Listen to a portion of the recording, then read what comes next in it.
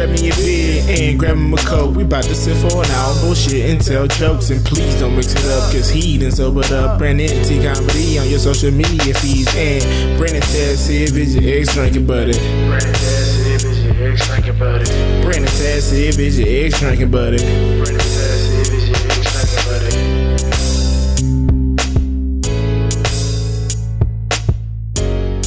What's up, everybody? Welcome into another edition of Brennan Tassif is your ex-drinking buddy. I am your host, Brennan Tassif. If you're new to the program, quick rundown of the show. I used to be everyone's favorite drinking buddy. It was my favorite thing to do. Hang out with friends, talk shit, talk shop, get drunk, do drugs, and reminisce about old stories.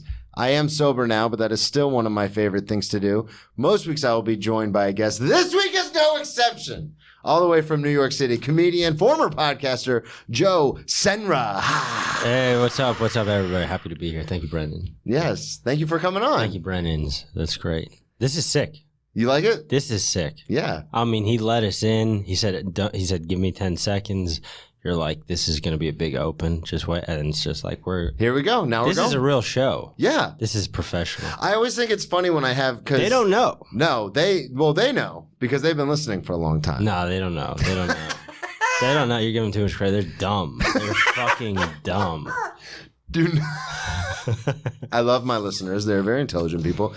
No, it's funny because to the untrained eye in New York, because I've only been here for a year, I'm just like some open micer who does bar shows and like book shows on occasion. Hell yeah. And then I'll invite people on the podcast and they're like, yeah, I guess. And then they come to the studio and they're like, oh, this is like a real thing. Like I knew. Yeah. I knew. As soon as I met you, I was like, this guy takes it serious, man. It takes no prisoners. Yeah. Yeah. I was like, this guy means his fucking business.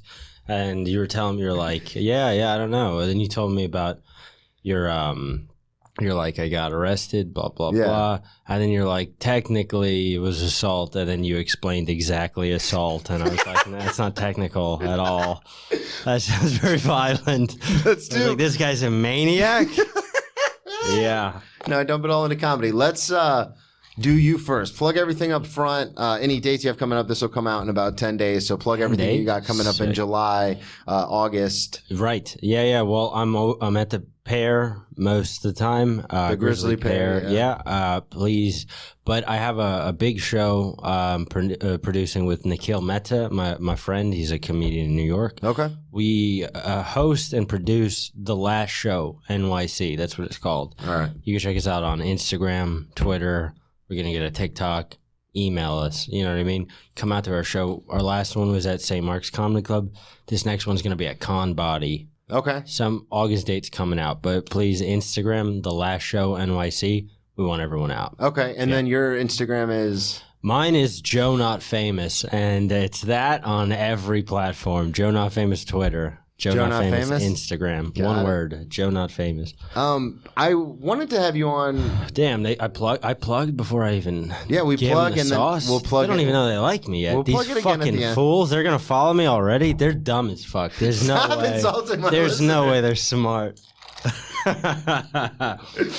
Oh man, coming from the guy who couldn't find the building. It's true. I'm dumb as shit. Also, MapQuest confused me. MapQuest. Put my heart. That's in what you went to. Whatever. MapQuest. Yeah, I printed out papers and everything. The Google Maps. I put my life and soul in the Google machine. It fucking made me look like a fool, dude. I fucking hate technology, dude. I know, me too. Waze gets me when I was first moving to New York and I was driving back and forth from Florida to New York. Waze would get me every time. I did the trip like 4 or 5 times, and every time I was like, I know what I'm doing now. And Waze is like, actually, we're going to go this way. And then I'd end up in like DC traffic, and I'm like, I fucking trusted you. Like, you lied to me. DC traffic. Is that bad? DC traffic is I'm used to horrible. New York traffic. Well, New York traffic is probably the worst, but it's fucking, and the whole time you're in New York for real. Like, I'm going to let anyone, are they New York? Who listens to this? What fucking dumb idiot is listening to this podcast? If they're in New York, I really hate them if they're in New York. I'll tell you what. I've got most of my listeners are in Florida. I've got a few in Ireland, sick. The Netherlands, Canada. This is everywhere I want to be. Yeah, California. Nice. Okay. All right. Hold on. I'm choosing my because we have people listening. Usually, this is a very professional studio. Yeah. So we have normal people working behind, and I'm like, I don't want to offend anybody. The engineers and everybody. Normally, I'll just let it fly. Let it fly, man. No one's listening. Yeah, because it's all jokes. All right, whatever. I'm also not vaping. I know it looks like I'm vaping. It does, but I'm not. Okay, because we're on camera. I know. That's why I was like, "Are we on camera?" Everyone can see you. Do they give a fuck? They're cool here. Everyone's cool. I mean, I don't vape, so I don't know. You'd have to ask them. Nah, he'll let me know later. He's like, "You're not welcome back." Of pure racism, and you, I'm pretty sure you're homophobic, and I don't think that your views on women are all that great. Holy shit! I like making cool people that I agree with like uncomfortable. I like really finding out what makes them uncomfortable, and then I really just get a grin on my fucking face, you know. So these people driving in New York, these fucking dummies, and I know this is if I ever have a fan base, it's gonna be alcoholic idiots for sure. There you go. That's a lot of people who listen. Yeah, they come after the show and they're like, man, I don't know why everyone wasn't laughing. I thought it was fine. It's like, go fuck yourself big time, actually. And then they're like, do you have people say that to you after shows? Oh, my God, dude. Oh, my God, bro. Anyone with a brain would have quit comedy if they were me a long time ago. The amount of people are like, I don't know what everyone's problem was. I thought they were having a good time. They're like, no, were you there? Whatever, dude. Well, let's talk about New York traffic is a problem. It's really a problem. It's actually faster to walk or take the subway than it is to actually drive a lot of the time. I ran here. You did run, so you drive. You drive in the city. And I got a parking ticket coming here. Hell yeah. This is my 4th unpaid parking ticket. So I'm buried. Where do you live? I have debt. I have debt. I have real debt. You understand? Where do you live that you drive everywhere? I live in Long Island right now. Okay. And I drive to the city. Yeah. To bang this girl. And then I wake up and I run to my car, and there's always an Indian man giving me a ticket. Why don't you just park where you're allowed to park? And I try to speak to them in Bengali, and they're like, I don't speak Bengali. Whatever, one of those monkey languages. and then he gives me a fucking ticket every time. So you gotta My best friend in comedy is Indian. I know a lot about him. They're cool. Shout out. Anyways, the thing about New York City traffic is you're being stuck behind some loser with a dream. And you're like, you're not great like me. I have brilliance that you're holding up. Yeah, a lot of people in my fucking way in this city, in this town. What brought you to the town? You're from Long Island? Mm-hmm. Okay, and that's where I'm moving to Long Island City. They probably shouldn't know where I live. 3611 Greenpoint Avenue. Come through anytime. 3611? 3611. One of my very good buddies lives on Greenpoint Avenue. We're going to hang out. Maybe Yeah. we'll yeah, I've seen him on multiple podcasts. Yeah. He's a very funny guy. Yeah, very good friend of Talented. mine. Really? Cool. Yeah. Cool. Sounds good. He lives on Greenpoint, so we'll all get together and have a party. I'd love to meet him. Yeah. I'm just throwing his shit out there. Yeah. Where does he live, huh? Greenpoint's a big avenue. So what got you into doing, because you and I met at the Pair, and it was we moved kind of fast. If this was a relationship, I was a little slut about it, because I met you hosting the mic, which was, you host the Tuesday mics? Quit bragging. And then, what happened yesterday? They were filming Sex and the City or something? They're filming Gossip Girl for dumb women, I'm guessing. My girlfriend Who watches that show. shit? All right, everyone's dumb except for Brendan's girlfriend for some reason. She liked the original. I've had several girlfriends that like that show, and they're all smarter than me, to be fair. They have chosen to leave me. Have you watched the new Bill Burr special? No. What is he it? has a whole bit about it. Dumb women? No, about how women are smarter than men. But are they, or are we being nice? But I'm not going to burn the bit, but it's very funny how he like twists it and turns it and go, it's Burr. It's Burr. I'm always impressed. I mean, I don't know, dude. We're in comedy. I don't meet a lot of smart people. Yeah, that's true. When you meet someone who's smart and does comedy, it's kind of like, whoa. And usually they're not good. Usually they're not good. What? It's like, whoa, you suck this much? I thought you were smart enough to realize. Get the fuck out. This is for the dumb kids. So Usually they look like they're about to give me parking tickets, huh? No. Yeah. So you host the pair, and I met you like a couple months ago when I started going downtown because I was doing mics in Midtown, and it's a lot of hobbyists. It's like a lot of people who go do comedy, but they're not actual comics, if that makes sense. Oh yeah. And do then- they know about comedy hobbyists? Because it's like a lot of comedy. I don't know. It's people that don't. What you're saying? Don't they do it once in a blue moon? Yeah. For fun. Oh, we talk about it. That's a big, heavy topic on the show because I take comedy. Comedy's my entire life. It's You're a sobriety comedian. and then Do it comedy. every day. Yeah, you work Do on it. Yeah, you do 4 or 5 mics a day if you can. You go do the hang. You a book lot. shows. Yeah. You do a lot of writing. Like it's a lot of important. bullshit. Yeah, it is, but it's important. And to me, I find comedy very. It's because it's all you like. Yeah, well, and the listeners are probably sick of hearing about this, but comedy like saved my life. When I was younger and depressed and anxious, my cousin introduced me to stand up, and I was like, oh, this can, no matter what's going on, this can make me laugh for 30 minutes to an hour. And I was like, that's invaluable because there's so many people who are going through so much shit, and if you can make those people laugh, that's why all my stuff is so dark. That's true, and you're using it of a value. Yeah. You're a comedian, so you're like, this is giving me life. But I mean this for comedy fans out there, your fans. If comedy is what's keeping you alive, kill yourself now.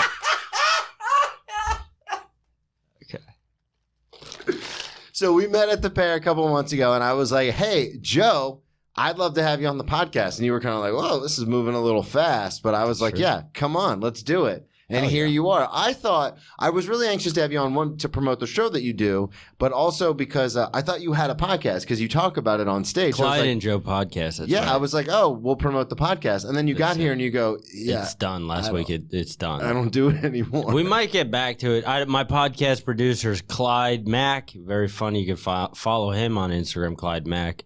Why am I plugging this loser? You know what I mean? He's nothing in comedy. He's nothing, and he's brought nothing to me. He texted me the other day. He's like, you know what? I just want to say it's really hard to come across good friends, and I value my friendship. And I was like, what so a sweet. faggot, huh? You know what I mean? Holy shit. God damn it. No, I'm kidding. My sister's gay. I'm a little gay sometimes, whatever. He's a good friend. He's on Instagram. We have a podcast, Clyde and Joe podcast. So what was it? It's literally not even a podcast. We don't stream it on services. We're just talking and putting it on Instagram, live streaming it, and like posting it on Instagram. Because he's in Pennsylvania, and I've been waiting for him. How did you meet him? I met him on the internet through other comics, and then we hung out a bunch. I do a show in Central PA. Okay. And he's a buddy. He's a buddy of mine. He values your friendship. Yeah, he's fucking gay. Listen, he's cool. He's fine. Clyde's fine. But if he comes back to New York, we'll revive. So was he the originally podcast. from New York? Yeah. Okay. He's from Pennsylvania. And then the He lived in New pandemic York. hit. And Yeah, went then home. he you know what I mean.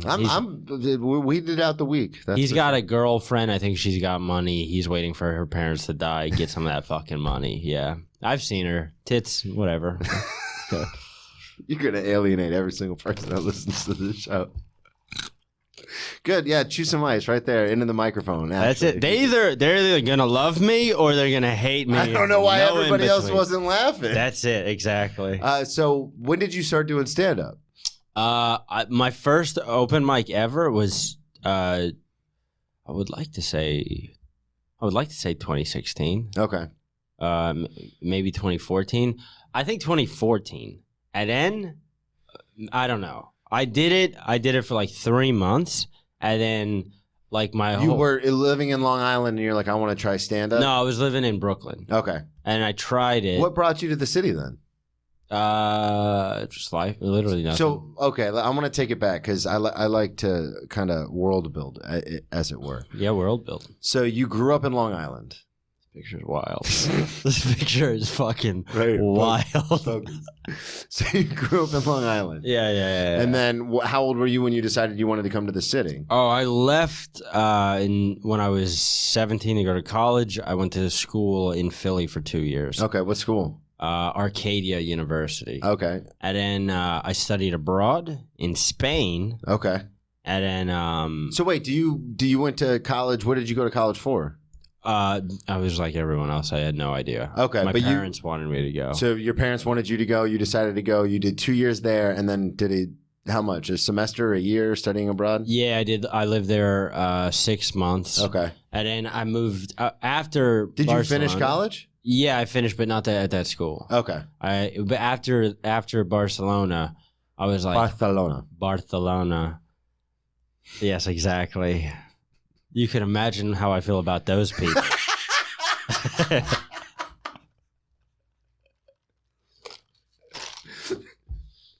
So after Barcelona, I was like, well, I can't live with these fucking morons in Pennsylvania again, because at least I got. Why were you in Pennsylvania? Well, it's in Glenside, Pennsylvania, which is 10 minutes outside of I'm Philly. sorry, you did say you went to school in Philadelphia. Yeah. And the bumpkins that live out there, I was just like, so 2 years, then you go to Barcelona, and then Yeah. you come back, and you're like, I can't fucking live here anymore. no, not at all, not at all. Not I was after like, now you're fuck that. cultured and. Yeah, it was like I'm a full blown alcoholic. That's what I said, cultured. I've been eating fucking patatas bravas for 6 months and just walk. I wore literally, what are those hats? Sombrero? No, not a sombrero.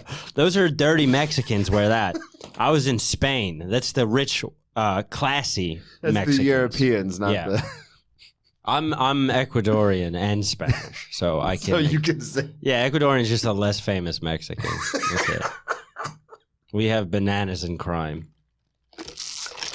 So I was like, I can't go back to Pennsylvania. That place fucking sucks. There's no reason to go there. Yeah, we've talked about that And on the then, show. yeah, it's fucking terrible. And then, so I was like, I got to go to New York. Yeah.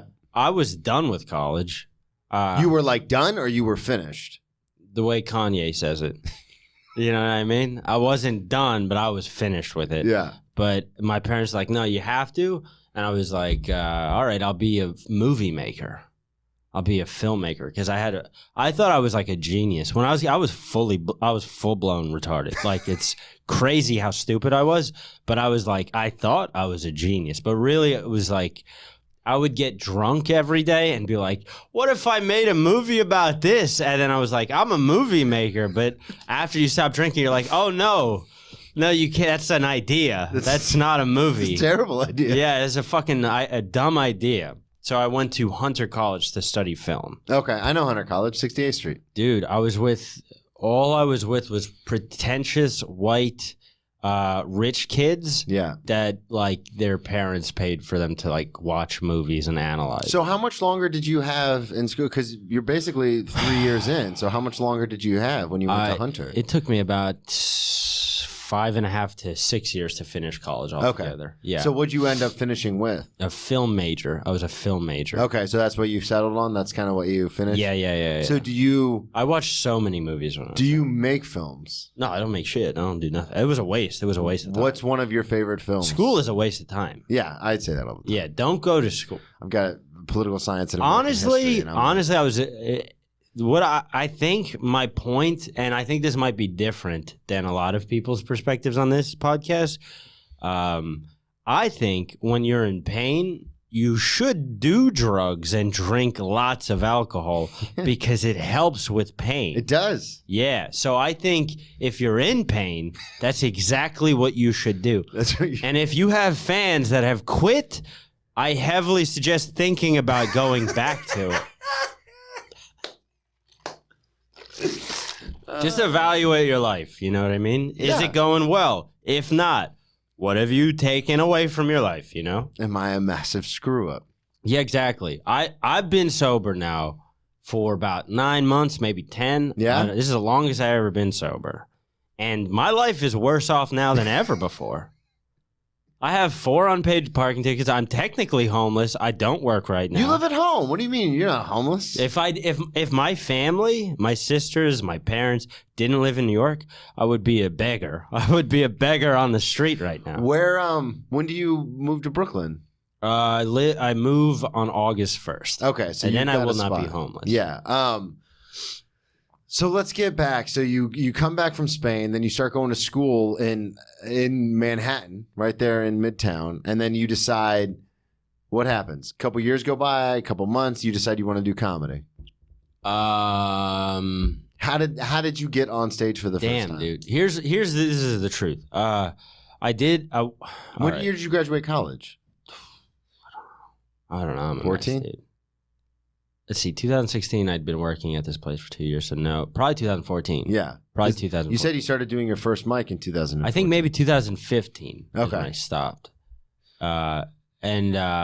So you started comedy in 14, quit in 15, and then came back in 16? I quit in literally. I did maybe like 12 open mics in like 2.5 months, Yeah. and then I remember for years I was like, I got to do comedy. I want to do comedy. I was so terrified of doing it. I would just get loaded, and then I'd be too drunk to even try. Yeah. You know. So this is before you started doing the open mic? Yes. Okay. And then I tried, and I was like, this is my saving grace, comedy, you know, because I'm such a big comedy fan. And then I did it. And I don't know if you know this about the New York scene, especially in Brooklyn where I was in. I was like, oh, everyone just sucks here. Yeah. Like, not as comedians. We all know that. I'm saying as people, they're shit people. They're not very receptive, and it's interesting because they stand on this platform of tolerance. liberal tolerance, They're not acceptance, but they're not. They're elitist. tolerant They're of their elitist cunts. views. Yeah. They're elitist cunts. Yeah, all of them. it's Across the board, cunt. Yeah, it's crazy. It's crazy. But so I went there and I was like, oh, everyone fucking sucks apparently. And then I was like, so I hate comedy. This is my one thing. So then I just stopped doing it for like 2 years. Yeah. And then I was like deeply unhappy. All I was doing is drinking. Yeah. You know, in and out of relationships, disaster after disaster. And then there was one girl. Oh man, what a fucking hot piece of pussy, and I mean that with all due respect, you know? I would tell her all the time, what is it? What got you? You all right? With all due respect. Yeah. Much due respect. What was her name? Rachel Fico. Come on. Yeah. Don't beep that out. You son of a bitch. She does not, she has blocked me on Instagram. How did that go? Because I'm a fucking alcoholic. When someone breaks up with me, it's my ego. I'm like, please take me back, until they're like, you're annoying. Yeah. You're annoying me. I don't want you now. See, that's why what I do is very subtle. I just make jokes about my ex-fiance, and then I post them to Instagram, and then I tag her in it, hoping she sees it. You subtly tag her? Yeah. Nice. That's good. That's another way to do it. And then I'm like, hey, what's up? Dude, I'm a disaster. When I get dumped, because I never dump people, they always dump me. Do you do it on purpose? Do you like self-sabotage though, so you know that they're gonna dump you? Oh yeah. Well, is it self-sabotaging when you meet someone and you have like you're in good shape and you're not drinking for months? Yes. And, yeah, I know where you're going. And then you're like 3 months in and you're like, hey, I'm a ruthless alcoholic and I've been cheating on you this whole time. What? Now. Yeah. We don't condone cheating here on Next Drink. Well, that's all I do. You know, I'm trying not to. I'm trying my darndest. You could say you've done fentanyl, heroin, coke, a lot of that, which I have. Yeah. But we don't condone cheating. You've never cheated? No. I've been cheated. The reason why it bugs me so much is because I've been cheated on in almost every relationship I've been in. Whew. And I already have a problem with feeling less than. Sheesh. And is that the last thing you said the last time? Sheesh. Again? I seen this episode. It's so funny you say that because my brother, who's a very, very smart guy, he always says the problem with being so smart is you kind of always know how the movie's going to end. Yeah, that's true. That is a good point. No, so in college I got cheated on a bunch. Then after college I got cheated on. And then when I finally stopped drinking and got sober and started dating my ex-fiance, that was the first relationship I was in where I finally established trust with someone. It took a few years, but then I was like, oh, she's not going to cheat on me. Then we broke up. Well, she left me because I couldn't stop drinking. Okay. Because I relapsed and then I couldn't stay sober. Yeah. So she left, which was good. It was, of course, 100% my fault. And then I was in a series of relationships after that, like much shorter relationships where, again, started Were you drinking? Oh, yeah. Okay. Back to drinking, and then I was getting cheated on all the time again. And then I got sober and found Savannah, and now I'm with someone, again, who I've established trust with. But it almost goes hand in hand. It's almost like I get cheated on because I turn into like a reckless alcoholic. Yeah, of course. And then, because in both relationships where I've been 100% sober, for the most part, Like, I was sober when I first met my ex-fiance. I was sober for like almost a year. Yeah. And then I would try to stay sober, but I just couldn't. And then with my current relationship, I've only ever been sober. Those relationships, I never seem to be cheated on. Yeah. It's the ones where I'm drinking and then I'm like, you're fucking, I know you're out. Yeah. The old Dane Cook joke. Right. With whose dick? Yeah, Like, yeah, of course. So, and then I think that almost goes hand in hand. Dane Cook, what happened to that guy, huh? I heard he fucks 19-year-olds. So shout out. We support that on this podcast. Stop. Kelsey's like, she's like 26. Your fiance or No. Oh, his girl. His girl. She's Oh, like I was kidding. I didn't know. 26 or 27. Yeah, too old. Dane, come on, you're a millionaire. Fucking clean it up. Dane is the reason I got into stand-up. No way. Yeah. He's great. Tremendous. No, we've talked about it before. Big fan. Because when I when I saw on Comedy Central Presents, when I would see like Mitch Hedberg or Tom Rhodes or like some of those guys, I would watch it and I'd go, this is so funny, but I can't do that. Yeah. Then I saw Dane and I go, I want to do that. That's so. Where he's like ripping his shirt off and like throwing water. Yeah. They're always wet and shit. Yeah. I was like, fucking, I want to do that kind of shit. Yeah. And that's what first like kicked me off into stand up. But let's get back to you. So you take that time off, that 2 years. I don't even know where we were. Don't worry, I'm very good at this. So you take the 2 years off, and then what happens where you decide you're going to get back into comedy? The reason I bring up Rachel Fico is because I would tell her I'm going to be a comedian. Oh, so this is the relationship where you getting drunk and just being reckless, and you're telling her. I'm going to be a comedian. I think the way you're saying it, though, is probably like, I'm going to do comedy. I'm going to be a comedian. I think, well, there was only 3. I don't know if I was drinking at this time. I know I was in AA. I think I was sober with her. Okay. I think. I didn't even know you went to meetings. Oh, I went to AA for maybe 3-4 years. Oh, wow. In and out. Yeah. And I would, it doesn't matter. I'll get into that in a second. But I would tell her I'm going to be a comic.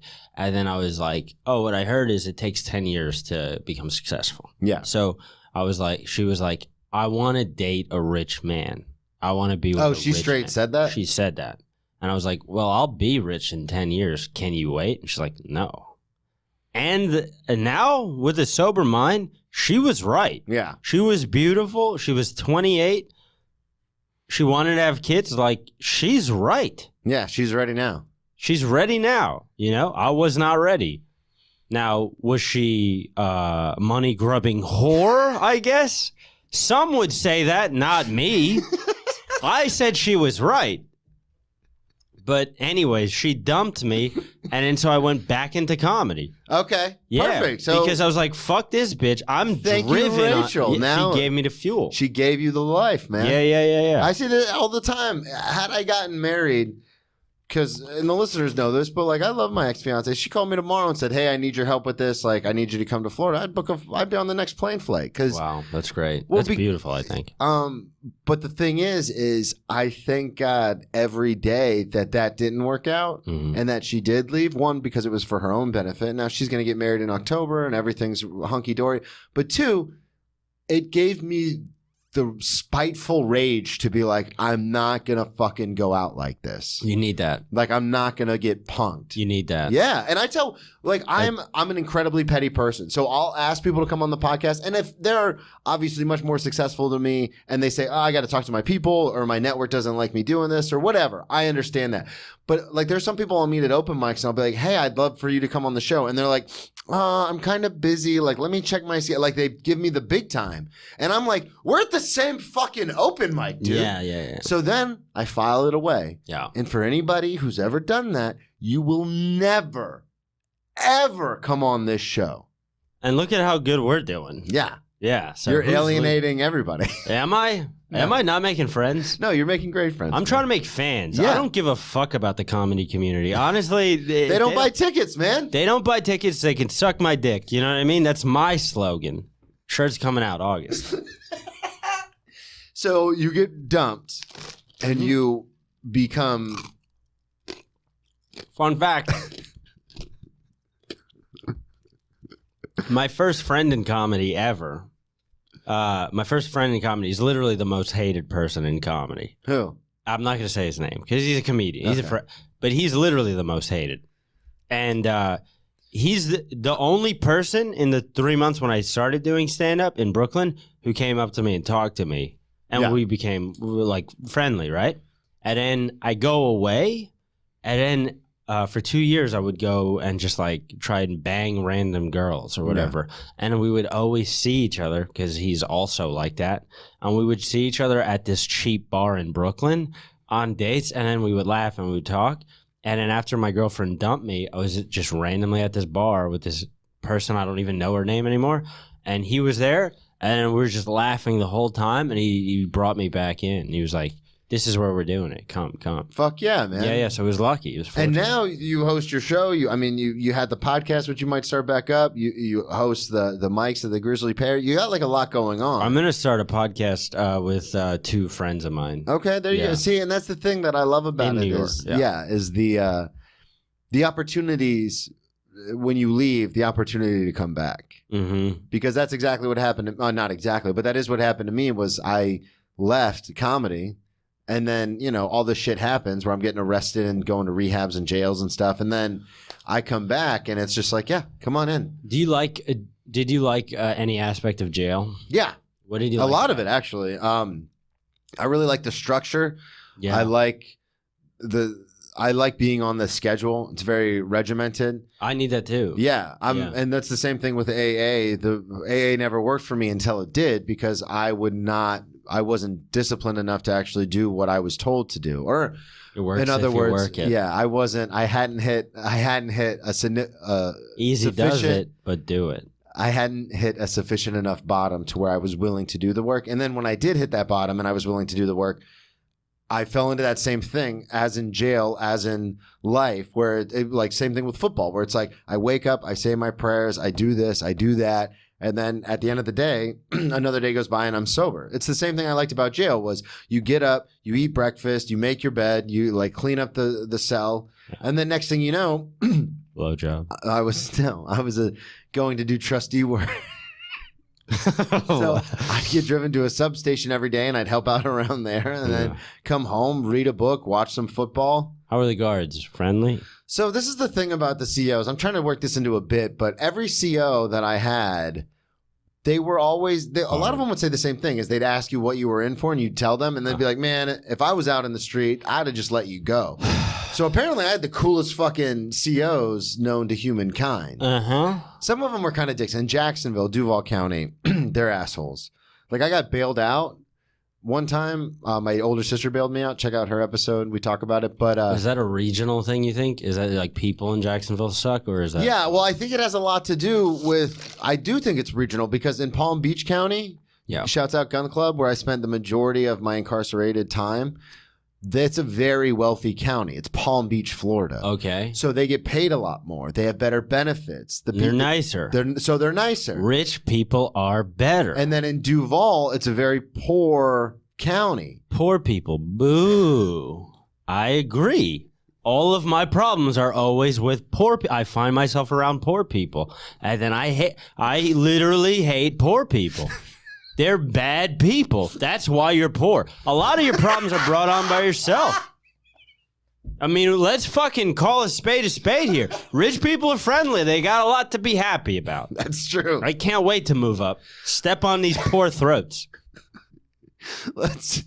So now you got a lot going on with comedy. I want to get back to your drinking, though, because it's obviously severely a problem. Oh, yeah. Oh, yes. So let's get it. Why we're, my bad. My bad. No, we talked about it a lot. It's interesting because... I will say this. Oh, this used to be true. I used to cheat when I would drink. Yeah. We were talking hung up on that. That was like my phrase to people. Like whenever I was with a girl, I was like, listen, when I'm sober, I don't cheat. Now, that has changed. You've cheated sober. Yes, sir. Now I just cheat all the time. You're a cheater, yeah. I am a cheater. I am with a woman right now. We're not together, but we're like basically dating, yeah. We're dating. And I'm not cheating because I'm like, here's the thing. This is why I'm such a good guy. I don't think it's a moral dilemma. Really? I don't think it's amoral to cheat.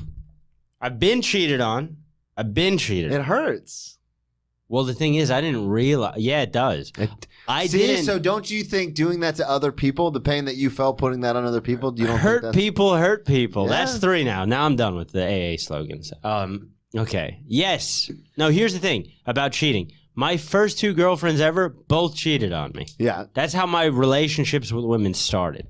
Yeah, so that's kind of what you came into. Yes. And the only marriage I ever saw growing up was my parents, and my dad cheated on my mom. Ah, okay. And then my only role model ever is my older sister, lesbian.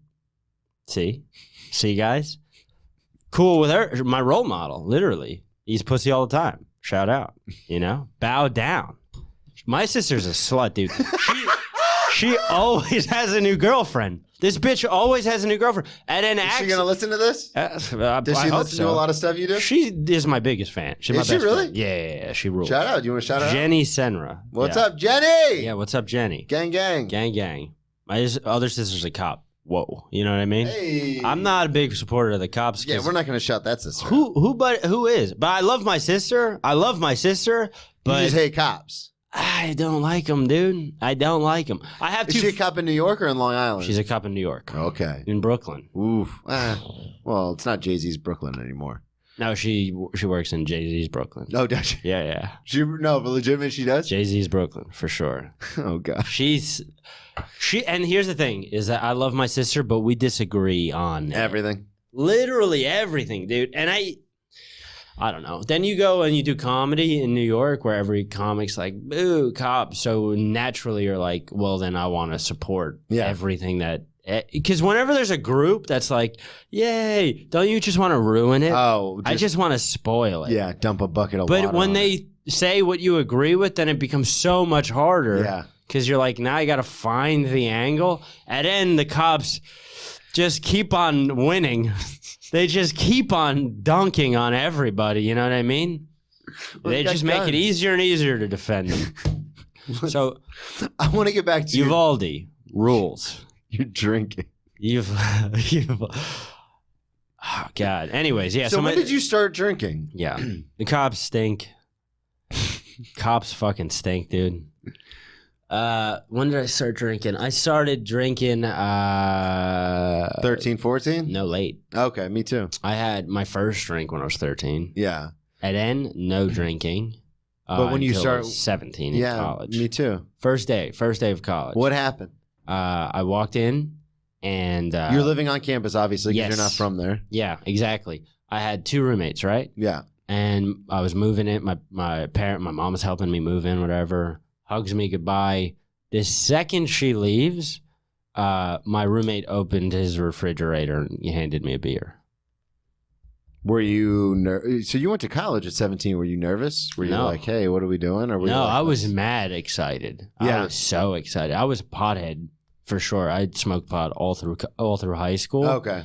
Like to the point where you're just smoking yourself retarded. Yeah. Like all day, every day, just I don't know my name. Do you still smoke a lot of pot? No, I don't like it.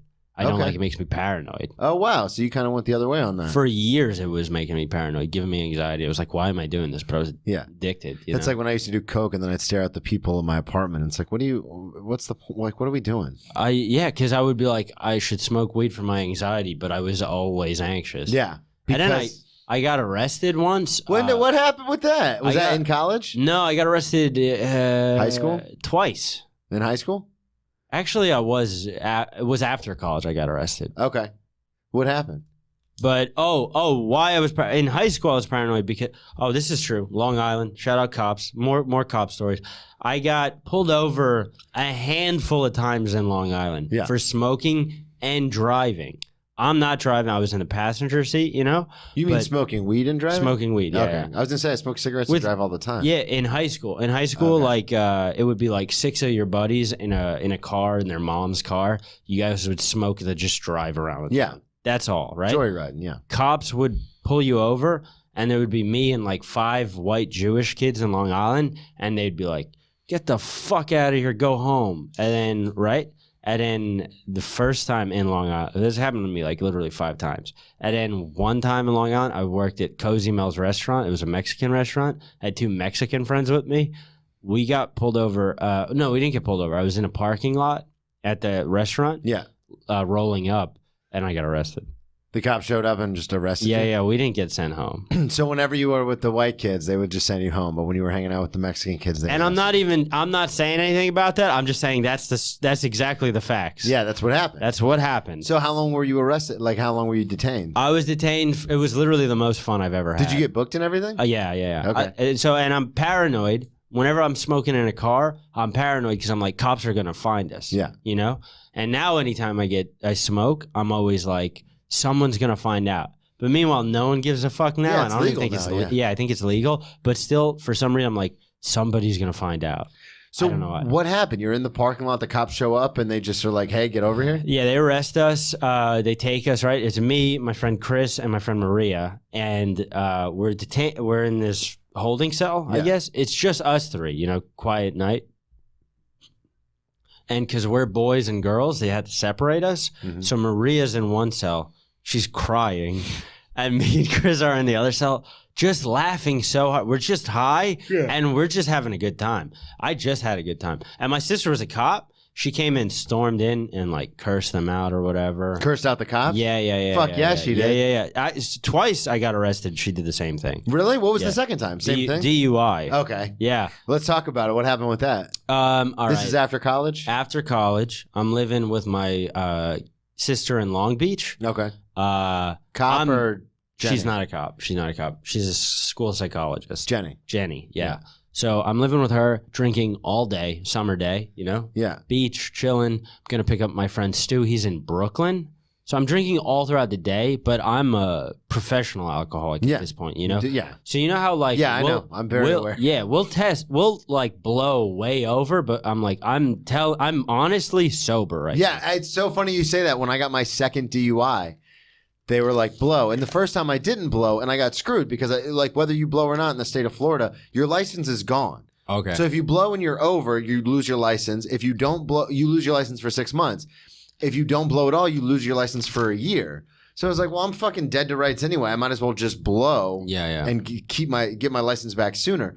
So I blow. Guys. And it was 0.28, and the cop said, how are you talking to us right now? Yeah. And I was like, what do you mean? And he goes, if this is 0.02 higher, I legally have to take you to the hospital for alcohol poisoning. Sick. And I was like, okay. And he goes, but you're having a full-on conversation. Yeah. And of course, I always make the dumb joke. It's like, well, I've been training for this my whole life. Like, yeah. Like, this is, like, I'm fine. I think those lines, they don't understand alcoholics. Yeah, they don't. It's a different measurement. Yeah. First, it's 100% a different measurement. Yeah, because I drink all day. You think you're fine. Dude, yeah, I drink all day. Right? Oh, I didn't even get pulled over for driving erratically. Oh, really? Yeah, I got pulled over for something that I would have got pulled over sober for.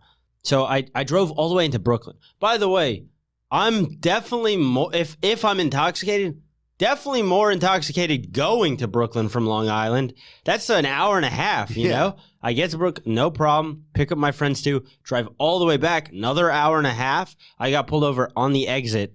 So 3 hours later. 3 hours later, I get pulled over. And I'm not drinking in the car. Yeah, so you haven't had a drink in at least 3 hours. And I blew way over. And so... so you blew? Yeah. What'd you get pulled over for? So there's literally... All right, so there's 2 lanes. Yeah, we've got video now, so we can do this. Okay, there's 2 lanes, right? Yeah. There's a cop pulled this car over right here. Yeah. No, 3 lanes. I'm sorry. 3 lanes, right? So there's a cop pulled this guy over, and I drove by. Oh, and you can't do that. This cop did one of these, like, you ever see a soccer game when someone scores and the goalie chastises his defense? Yeah. Like that, basically. I was like, what a fucking asshole. You know what I mean? And then I get pulled over by a second car. Yeah, because you're supposed to give them a lane of space. Yeah. I didn't know that. Yeah. So they pull up on you, and what are you panicking, or you're like, oh, I'm fine? Because in my drunken mind, I was like, when I got pulled over for my second one, I was like, I'm good. That's exactly what I thought. Yeah, I was like, I'm absolutely fine. I get pulled over, and then they smelled booze on me literally immediately. Yeah. I'm sorry, I misspoke. It's the first one where I thought I was fine. The second one, I wasn't even driving. I was in a parking lot. Oh, okay. Yeah. So they pulled me over, and you know, and as soon as you roll down the window, they were like, whoa. Since I've brought up race so many times, and I brought up colored races, now I feel like it would be horrible for me not to bring up these. We're 2 dumb Italians. And I mean, It would be irresponsible not to bring. Yeah, they were white sauce monkeys. They wanted to tongue kiss their mothers. You know what I mean? The guy's wiping off meatballs as he's talking to me. It was filthy and disgusting. They were also young. If you're a young cop, like, get the fuck out of here. Yeah, you haven't seen anything. You haven't seen fucking life. So when you give a young guy authority, a young Italian authority, it's the worst. Yeah. The little Mussolinis, all of them. They're fucking horrible people. Italian Americans, I don't want anything to do with them. So they pulled me over, and it comes down to this. This guy's literally like, listen, I know you've been drinking. I was like, I ain't been drinking. And he goes, he calls my sister. My sister's a cop. So do you drop that your sister's a cop? Yeah. That's the first card you My play. sister's as dumb as you. Look. And I show him my sister cop card. And then... you have a card? Yeah. And he goes, this is what you got. And by the way, I don't know if he was being honest to this point. Maybe he was. He goes, if you tell me you had any alcohol, I will let you go. But if you don't, I will arrest you. And I was like, this is a trick. So I go, I have not had any alcohol. And he arrested me. Yeah, that's what happened. So what happened? You go to the jail? You get detained, and then I get detained. Your sister comes running and screaming at people? She fucking ripped their heads apart. Yeah. What did she say? Like, she's like, you're a fucking coward. You know, you don't deserve a badge. You're supposed holy to look out. shit. Yeah, you're a pussy. You're supposed to look out for family. Yeah, you fucking slurs, more slurs. Yeah, I come from a well-educated family. So, God, we haven't even. That's why I love my sister. She's got my back no matter what. Yeah. God, so you've been arrested twice, both times your sister. So did you get the DUI? Did they book you on the DUI? You got it? And it's supposed to be expunged from my record. I recently found out it's not because I tried to get a job as an Uber Eats delivery man, and I'm not employable. I'm not hireable for Uber Eats delivery. Yeah, I tried to do Uber back home in Florida, and you have to wait like 5 years after your last DUI to do it. Jesus fucking. When did this happen? This must have been kind of recently, right? I don't know. 2 or 3 years ago? Maybe, yeah. Maybe. So I wanted to get to some of these stories. I think it was more. I think it might have been 4 or 5 years ago. Oh, so you might be able to get Uber Eats within the next year or so. I think it was before AA. Okay. I think so. Well, actually, I'm glad you kept me on track there. I wanted to bring that back up. So you started drinking in college. When did you kind of like get to the point where you were drinking all the time? Was that in Philly? Was that in Spain? Like, when did that like click over for you? I'm sorry. I'm sorry. Could you ask me again? I was just thinking of the editor. I'm like, I wonder what he thinks of me right now. I wonder. I seriously wonder. He's either gonna shake my hand or just not be there when this is over. Go ahead. So when did you kind of hit that point? Because as you've openly talked about, you've been in and out of AA. Yeah. You say you drink a little bit too much. When did you get to that point where you're just like hanging out with your friends drinking to, oh my God, I'm drinking all the time every day? It was immediate. It was? It was immediate. See, this is interesting to me because a lot of people in the rooms and stuff always say like the second I started drinking, I was an alcoholic, which wasn't the case for me. And I'm like a blue chip, like first round draft pick alcoholic. Like I fucking can hang when I was drinking. But that's not that wasn't my case. Like, I started like partying and stuff when I got to like right before I took a semester off. Then when I got to college and was playing college football, you would drink like once or twice a week, but you'd go super hard, but you'd only do it every once in a while. And then when I stopped playing football, I kind of got more and more into it and then finally hit a point where I was drinking like all day, every day. But it wasn't immediate, which is interesting when I talk to people and they say it was immediate. So you had that first beer right after your mom left and then you just kept it going. Yeah, so I would smoke weed every day before college, right? That's what you said. And then when I got to college, I would smoke weed every day, and then most days I would drink. And then it got into like I'm just drinking every day. But were you still going to class? Were you maintaining grades and stuff, or I had like a C average? I think I did pretty well because it was easy. I don't know. Yeah, I did all right. I wasn't a great student. I didn't like school, but I would drink every day. Yeah, and most of the time you drink with friends or whatever, and everyone wants to get fucked up in college. But when they weren't around, I would still drink. Yeah. You know? Oh yeah. Fucking do I know? Yeah. Yeah. So that was fine. I knew, like, people would make jokes about me being an alcoholic. I would make jokes about me being an alcoholic before I realized that, you know? Yeah. And then when I went to Barcelona, like a year and a half into college, I went there and I was like, that's when it was apparent. That's when it was a problem. Yeah, when I had literally no responsibility. That's when school became. How were you making money in Barcelona? Oh, I wasn't. Just got money for being a student? Yeah. Okay. And all I did was literally drink wine. Are you doing classes or you? It was no concern of mine. When I was in Spain, I forgot I was in school. Really? Yeah. I would just drink. But there are logistics to it. Like, I understand what you're saying, but there are logistics to it. Like, you're living and. One of my professors was like, when you come, she accused me of drinking in class.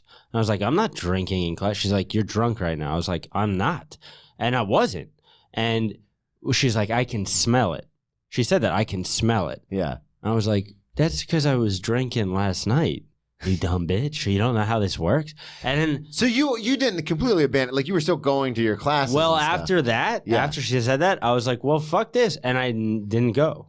Oh, okay. Yeah. I remember that. I didn't go anymore. And then, because I was like, I'm not even drinking. They're going to tell me I'm drinking. Yeah. I might as well just drink. I've had that happen on quite a few occasions. Where But you wake up the next day, you shower, but then it's still coming out on of your you. pores. She's 100% right. Yeah, I did smell. I just didn't smell myself because you don't normally can't tell, smell. yeah. I'm an idiot. So, Yeah. but the first story I wanted to tell you, it's not even a real story. It's like, this is why I always remembered it. I just realized like a couple days ago when you texted me, I was like, that's why I remembered it. Like the first moment I realized I don't have power over alcohol. Yeah. Like I have no control. It was a Friday night, right? And it was pregame. We always pregamed at my place. Another fucking sign. Is this? Yeah. All the college kids that I wasn't even going to class with anymore. Is this at Hunter or is this in Barcelona? This is in Barcelona. Yeah, it was me and like fucking 15, 20-year-olds. You know, they always just come to my place, just drink pregame. I went out. I woke up 6 p.m. on Saturday, fully clothed, my shoes on, everything, in bed. Like, no idea how I got there. Yeah. I remember waking up at 6 p.m. It was dark out already. Just fully clothed. I was like, whoa. Like, that was a true blackout. Yeah. Where not warp. A moment. Time warp, dude. Yeah. I was like, I gotta be careful. That was my thought. And then that was the only thought I remember having. And then I woke up Sunday at 6 p.m. You started drinking fully again? Clothed in my bed. It was 2 back-to-back flat out blackouts. The only thought I had in between was, whoa, I should be careful. and then from that, literally, I remember like taking 3 days, like, whoa, this is. I didn't know what the feeling was in my head, but I was fear. I think. Yeah, because I had no control of myself. So, and then you come back home. You finish school at Hunter. Are you still drinking when you go to Hunter College? Well, for when I came home, I had to spend a summer at my parents' house. Yeah, and I'm full-blown alcohol, where I just drink my face off all day. And now I'm living with my parents, and now I'm like, you can't turn that off. Yeah, you can't. So now they just see me as a problem. And that's when I got arrested at Cozy Mel's, you know? And my mom was like horrified. And I was like, well, fuck this. I'm going to go to Hunter, I guess, and make movies. I'm a genius. You don't know, lady. You don't know what the fucking process is, you know?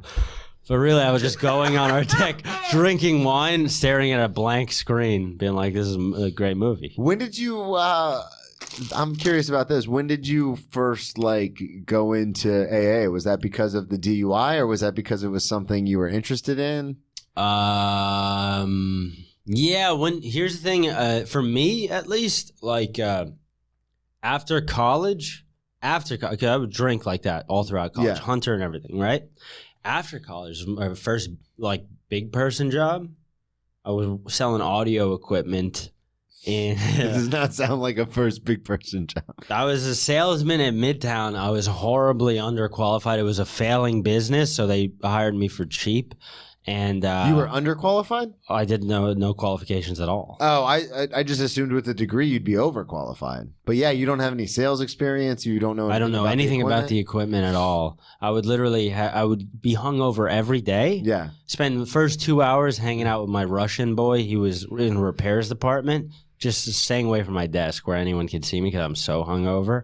And then I would go to my desk, and some guy who would be like a sound engineer. I don't know if you know this, but sound engineers complete dickheads most of the time. Except for the one, this one. Yeah. Except for this one, I'm sure. Gotham Production Studios. I will is the best say, sound engineer. I will say though, I have worked with you guys for 2 years, and I bet he agrees. You know what I mean? That some of them they fucking suck. These guys. So these guys would come in like 20-year men, and most of them were documentary filmmakers. Yeah. And those guys are the most pretentious. Sound mixers and documentary filmmakers was most of my business. Yeah. So they would just be shouting out this new equipment that I'd never even heard of, and they would be asking me, "Does it do this? Is it capable of this?" I'm spending $6,000 on this. I'm spending $9,000 on this.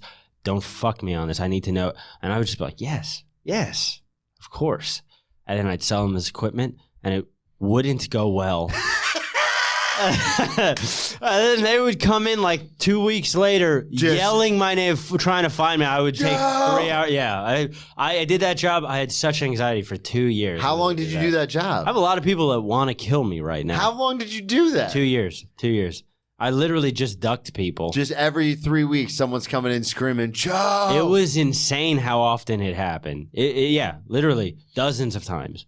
Dozens of times, grown men would be like, "He fucked me out of thousands of dollars. Where the fuck is he?" I'm just hiding in the repairs department. So would your boss just be like, "Yeah," because he was a criminal. Yeah. You know what I mean? So he would be like, "You bought it, no returns." Yeah, and he knew his business was going under, so he didn't care. Yeah, no returns. He would just be like, "Keep doing it, keep doing it." I'm like, okay. Fuck yeah. It was horrible. It's horrible for anxiety. Yeah, it sounds like it. So is that when you were kind of like, "Oh shit, maybe I should tone down the boozing"? Yeah. I think it's hard to tell. I think that's when. So you didn't have, other than the Barcelona Saturday, Sunday, you didn't have like this big clear moment of like, "Oh, I should quit." I never had that moment. Okay. I've never had that. Well, I guess at some point. I mean, you randomly. I mean, now I have. Now it's every hard. time you drink, you have that. Yeah. Now but first of all, AA ruins drinking for you. Yeah. It fucking ruins it. What is it? They have a good term where it says when the worst position to be in is a head full of AA and a belly full of booze. Yes. Yeah, that's true. Because you're just thinking about all the stuff you could have done right, but you're drunk now. So what's the point? And it's very fucking ruins it. That was my life for a very long time, because I got sober in 2013 is when I went to rehab, relapsed in 2014, and I didn't get sober again long term until 2018. So for that 4 years, it was just like in and out, and 3 months here, 6 months there, 3 months. It's me. And you can't have like a good time, because the second something goes wrong, you think to yourself, "This is what they told me about. This is what they warned me about." It guilts you. It gives you guilt. So bad. I don't like the guilt. Yeah. I don't like it. So but in that time, another thing I was going to mention is it was 21. It was 21 or 22, right? Just Barcelona just ended. I'm living now in Long Island. No. It was after Long Island. So Hunter? I was going to Hunter College. I'm living in Astoria, right? Okay. My friends from Barcelona, a few of them, are coming to visit. They visited me. They're in my apartment, right? Your tiny apartment in in my tiny apartment.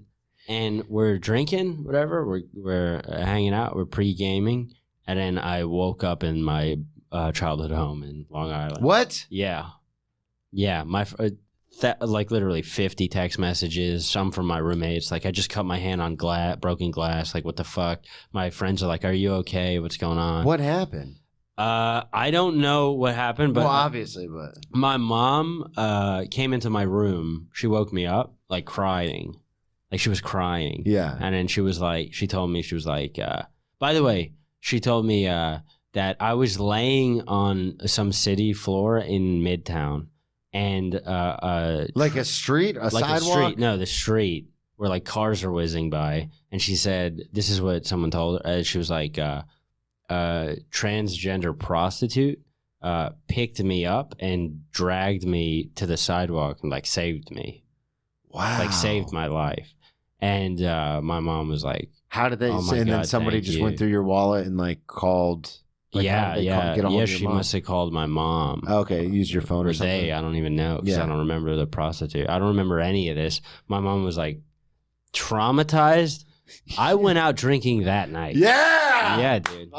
I was like, I'm like, you're fucking. I'm not dealing with this. You're bullshit. overreacting. I Relax. literally was like, yeah, and I was like, my friends are in town right now. I gotta go hang out. I have to. Yeah. I have to go. I'm like, they don't live here. What the fuck are you talking about? So I've done that so many. That's an awesome story because I've done that so many times where you wake up and you're like, I got the first time I ever got alcohol poisoning. Shout out Dan, the Danimal Bearcat came. He's been on the show. He was the original drinking buddy. He's the whole reason for the show. He's the one that got me put the podcast in my head 10 years ago. But I'll never forget. He picked me up from the hospital after the first time I had alcohol poisoning.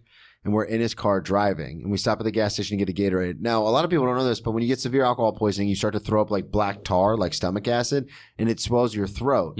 So we stop at the gas station. He gets me a purple Gatorade. I'll never forget, and I could barely swallow it. The second we got back to his house, I did like 2 shots, and I was like, "This will level me out. This will make me feel better." Yeah, and just off rip, just did 2 shots, and everyone's like, "Have you lost your fucking like you just got out of the ER?" And I'm like, yeah, I'm good though. I'm good. They don't get it at all. And the thing is, there's a part that's what. So if I was an AA person, I'd be like, "That's it, the insane thing, right? The insanity." But I'm not. And I do relate. And I'm like, there is a part of you that is probably right. There is a part of you that's like, no, I know the deal. Like, I know what I'm doing. And I will find comfort in this. Yeah. And it won't kill me. I know you think it literally won't. And it didn't. So here we go. Who's right? That's what I'm saying. I have a question for you. Yeah. I have a question for you is, now you're sober. Yeah. Because I'm sober right now, but I don't really call myself sober. Like, I want to drink all the time. Yeah. You're white knuckling it. I'm white knuckling it. Yeah. But what I'm saying is, do you ever white knuckle it? No. Never. No, because when I used to white knuckle it, I would start drinking. Yes, yeah, I know. But how do you not white knuckle it? So it's not for everybody. There's a lot of different ways to get sober, but AA is the only thing that ever worked for me. Taking the steps seriously and actually doing the work, that saved my life. And you don't miss it. I miss the adventures because being sober can be incredibly boring. And I've talked about that on the show before. I miss some of the adventures. I have no desire to drink though, at all. You have no desire for at it. all. Well, yeah. I work in restaurants, in bars. I do comedy in bars. Never am I. One time in the last like 4 years was I around. Like it happens on occasion, very rarely, but it'll happen where I'll see people and be like, "Man, that looks like fun." But then literally within 3 seconds, I'm like, "You out of your fucking mind?" Like, yeah. So, and that's the gift that AA has given me. And again, it's not for everybody. It's the only thing that ever worked for me. I was always one of the smartest people in the room. I was always too smart for AA. These people are fucking morons. Like I know better. And you know what? I always got drunk. Yeah. And so I did something to where I had to surrender and, you know, give myself up and do what was asked of me. And I did it a lot without doing that. And I would always go back to drinking. But when I finally was like, you know what, I'm going to fucking just see how this works if I actually do it the right way. And I have not had the desire to drink since. Because the white knuckling thing will make you miserable. I mean, I can't speak for you, but for me, it made me miserable. Just the everyday, like, you have to push yourself so hard to just be like, just don't drink, just don't drink, just don't drink. Yeah. That by the time the day's over, you're like, wow, I spent the entire day like trying so hard not to drink. Yes. The thing I love about AA is I don't even think 99% of the time, I don't even think about it. Yeah. But that's nice. Yeah. That's nice. It's freedom. It's a weird freedom. The one thing that AA has finally given me is knowing, like, I know what'll happen. Yeah. Like, I don't have a false illusion. It's funny you say that. So I said that for the longest time. And then this last time I got sober, I started saying I have no idea what was going to happen if I drank. That's why.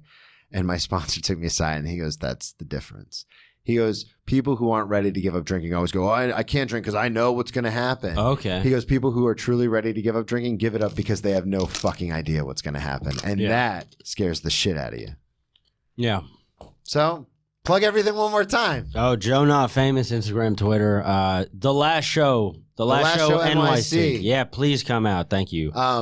This is fucking fun. This was a blast, man. I appreciate you coming on. Thank you, everybody, for listening. BrennanTComedy.com, at BrennanTComedy on all social media. Check out the Patreon, patreon.com/BrennanTassif. Get your merch, X Drinking Buddy merch, and we'll talk to y'all next week. That's it. Hell We're yeah. out. I gotta go run.